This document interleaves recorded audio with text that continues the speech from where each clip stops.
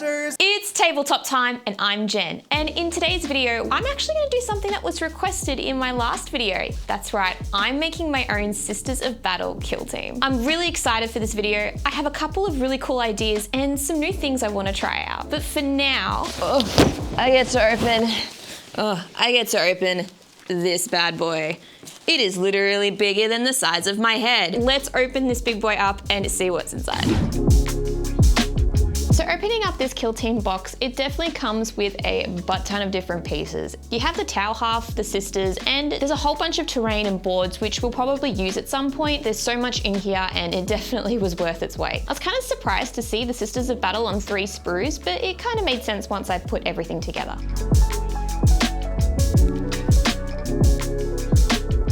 What excited me the most about doing this kill team was the models were actually all individual. No two sisters looked the same. They all had different types of weapons or were holding something completely unique, which is great contrast to painting a Sisters of Battle army where a lot of the models do tend to look the same after a while. While building them, I was able to give them sort of personalities and ideas into what I wanted them to look like. I had a very strong concept in mind for how I want my sisters to look, and I needed to do some conversion work. Now, I'm not gonna lie, I was a little bit terrified. I pulled out the milli part and the green stuff and decided I'd try and work with both. After playing around, I realized that the milli part was just too crumbly for what I wanted it to look like. I get why this is a good material to use in bigger kits. I think I misunderstood milli part's intention. It's definitely something that's a gap filler that you can sand back, while green stuff is definitely what I wanted to use for this project. So first things first, I started off with their mouths. In the end, I went for a scarf that would cover their mouths. This meant it was easier for me to model and it kind of blended in with the hoods that they already had on. Looking back on it now, I think I would have tried to make the green stuff a little bit thinner, but for my first attempt, I was pretty happy with this. The green stuff was behaving pretty nicely and adhering to the models. I was able to get into all of the little nooks and crannies so that it would sit on the face properly. Next up was doing the banners, and I knew that this was going to be fiddly. I needed to roll it out as thin as possible, but not too thin that it would break and still stay up. I wanted these banners to be floating in the wind, to be as light as air, and this was gonna take a bit of work. I also wanted to experiment and see if I could get them to bend and flow so they looked really natural and pretty. While green stuff was an absolute pain to work with at the best of times, I actually loved the way that this came out. The texture that I somehow managed to create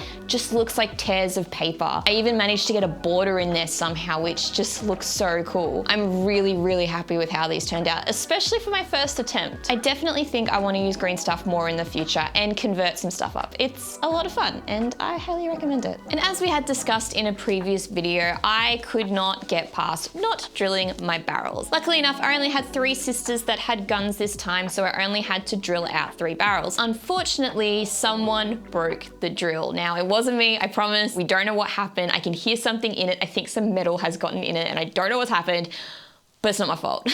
Nevertheless, I pursued and used the pin drill this time to make sure the barrels were drilled out. They're not super deep, but they definitely give the impression that the barrels are definitely drilled. With my models all finished and ready to go, it was time for their first spray coat. When spraying these models, I originally intended to do a zenithal lighting spray. Now, we've mentioned this before, but it is the middle of winter in Australia, which means that the air quality outside is quite frosty. This means that if you're spraying outside, your models tend to go kind of weird. I wanted the zenithal lighting to work, but unfortunately for me, it just was coming out super splotchy. This was totally fine. I knew I was gonna paint over it all in the end anyway. It just gave me an idea for lighting and kind of separating all of the different layers of cloth. And with that all done, it was time to finally start painting my sisters. I had 2 options when it came to my sisters. I could either do a custom army or I could paint them our martyred lady. Now, my sisters originally are our martyred lady, but I really wanted to create something custom. It's something I've wanted to do for a really long time, and I felt like this was the perfect project to do it. I was really inspired by this piece of art by Craig Machette. It's his image of this beautiful piece of armor that's been rendered out. It just screams classic medieval, but really feminine and gorgeous. It uses really high saturated yellows and blues along with white and gold as accent colors. White armor is something I've never painted before, but I really wanted to experiment with this. I love all of the detail in this image, and it was really hard to not be inspired by it, especially when my sisters had this unique medieval twist to them. I thought the pair just married really well together, so I made this my initial concept. I just base coated everything down first just to get a feel of how the colors were sitting and if I was really happy with the way this was going to turn out.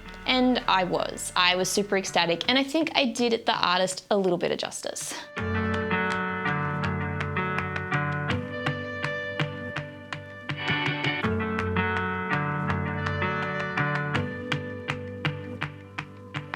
So when it came to creating a custom army, I wanted something that would make them stand out, especially with all of the awesome armies we have here at the studio. I kept thinking back to this Japanese proverb, which a lot of you have probably heard of before, which is see no evil, hear no evil, speak no evil. I thought in context to the 40k universe, this is a concept that could work really, really well. Taking this concept, I needed to find a way that I could convey this message in my models. The first thing I wanted to do was cover their mouth so they would speak no evil. Luckily enough, in the kill team rules, they can actually have a vow of silence, which is pretty cool. And then there's the other two sections of the proverb, hear no evil and see no evil. Hear no evil was already covered. They wear shawls over their heads so their ears aren't exposed. But see no evil was something that I kind of wanted to play with. Originally, I thought perhaps I could make them blind, but I thought this would be harder to convey and wouldn't make a whole lot of sense on the battlefield. In the end, I decided to keep their eyes completely normal because if they needed to see evil, well, then they'd just go and destroy it. Made a lot of sense, and I was kind of happy with all the conversion work I'd already done. Now with the banners, they actually had nothing to do with the proverb. I just thought they were kind of cool. Flavor-wise, sure, perhaps they write on them because they have a vow of silence and so they need to write down stuff, so they keep it on their banners. The sisters always have some type of scripture on them, so I kind of wanted to push this boundary a little bit further and have them actually draped in it.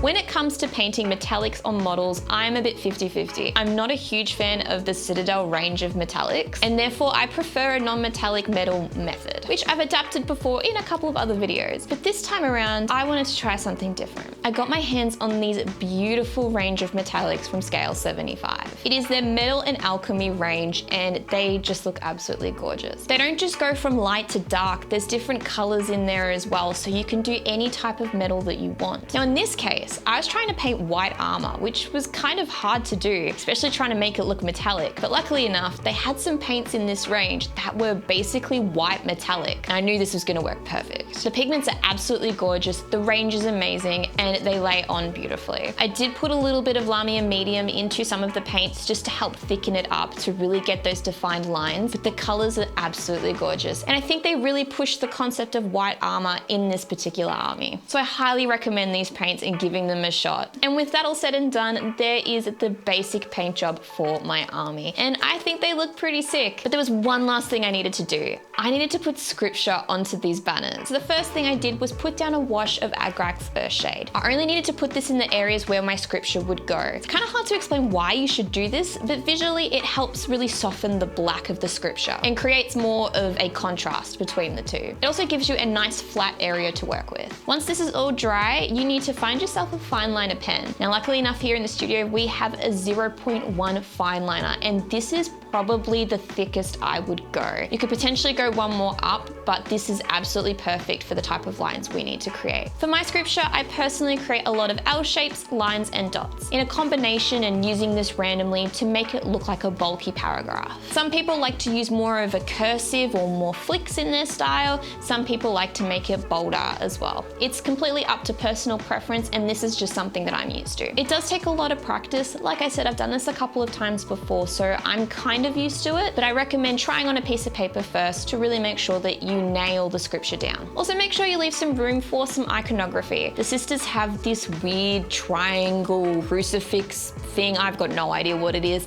but I included it every now and then, as well as leaving some space for some really cool lettered characters. These usually start at the start of a paragraph and they're really fancy and medieval. Wanted to include a couple of these where I could. With the scripture all done, I definitely wanted to give this a good amount of time to dry. There is nothing worse than smudging all of your hard work on your model, so make sure you give it lots of time to dry. Once I knew it was completely dry, it was time to move on to basing. When it came to basing my sisters, I already knew what I wanted to do. They needed to be based in the cathedral, full stop. There was no arguments there. So I just went about using the same terrain effects that I had used on the cathedral before, as well as including some sand just to give it a bit of texture.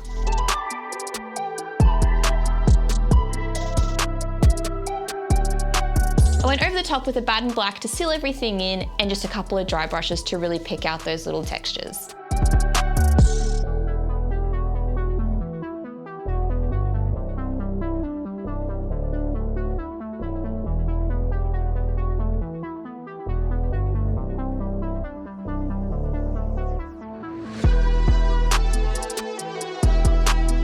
I had a ton of stained glass windows left over from our previous projects, which is awesome because I can use these in my bases. I smashed these up and painted them and put them on the bases where I felt they fit. I also included these adorable autumn leaves, which I'm gonna save for another project on how I did these. And once that was all done, they were ready for their big debut.